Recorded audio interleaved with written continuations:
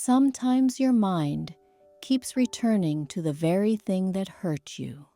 A memory, a person, a moment you wish you could forget. Not because you enjoy the pain, not because you want to suffer, but because part of you feels drawn back, again and again, to what once left a mark on your heart. You might wonder why you think about it late at night, why your mind replays old conversations, why emotional wounds seem to echo longer than happy moments. This isn't weakness, and it isn't brokenness. It's something deeply human and deeply psychological. Tonight, let's quietly explore why your mind keeps pulling you back to what hurt you. Pain is uncomfortable, but strangely, familiar pain can feel safer than unknown peace. Your mind learns patterns. It remembers emotional environments, even painful ones, because they feel predictable. If you've lived with emotional hurt, rejection, heartbreak, or disappointment, your nervous system may come to recognize that pain as normal, not good, not healthy, but familiar. And familiarity often feels safer to the mind than uncertainty. So even when something hurt you, your mind may still return to it because it knows how to survive there. Unknown peace can feel risky. Unknown happiness can feel uncertain. But familiar pain can feel understandable. Your brain doesn't replay painful memories to torture you. It often replays them because it's trying to make sense of what happened, to find closure, to understand what went wrong, to protect you from being hurt again.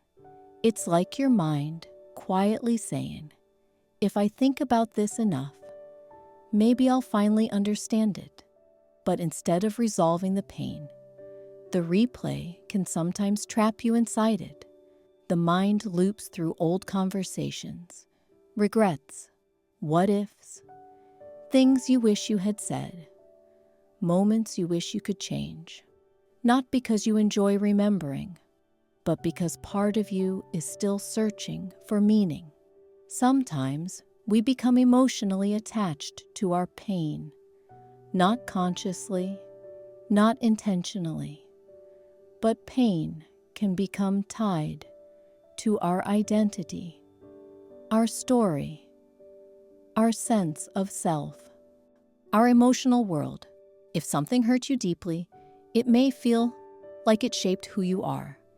Letting go of the pain can feel like letting go of the past, letting go of a version of yourself, letting go of a chapter that once mattered, even if it hurt.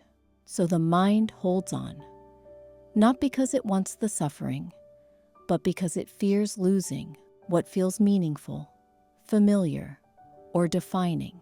Sometimes the pull isn't toward a memory, but toward a person, someone who caused emotional pain, someone who disappointed you, someone who made you feel seen, and then unseen.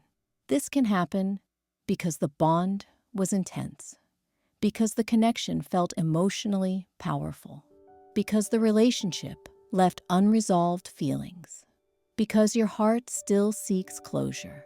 Painful connections can feel addictive, not because they are healthy, but because they were emotionally charged. The mind craves emotional intensity, even when that intensity came with hurt. So it replays them, misses them, imagines alternate endings, not because you want to suffer, but because part of you still wants resolution, understanding, or emotional completion. When pain is deep enough, it doesn't just live in memory, it lives in the nervous system. Emotionally heavy experiences can leave echoes, sudden emotional flashbacks, random thoughts about the past, a quiet feeling of being pulled back into old emotions. Your mind may revisit what hurt you because it hasn't fully processed it yet. It's still trying to understand why it happened, how it changed you, how to protect you in the future. This doesn't mean you're stuck. It means your mind is still working through something that mattered, even when it feels exhausting. Letting go sounds peaceful, but emotionally, it can feel frightening because letting go can mean accepting what happened, accepting what can't be changed, releasing a version of the past, allowing yourself to move forward. And sometimes, moving forward feels more uncertain than staying attached to familiar pain. So the mind returns to what hurt, because staying attached can feel emotionally safer than stepping into something unknown. This isn't failure, it's fear. Gentle, human fear.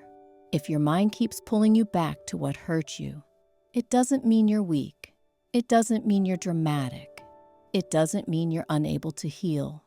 It often means you cared deeply. You were impacted emotionally.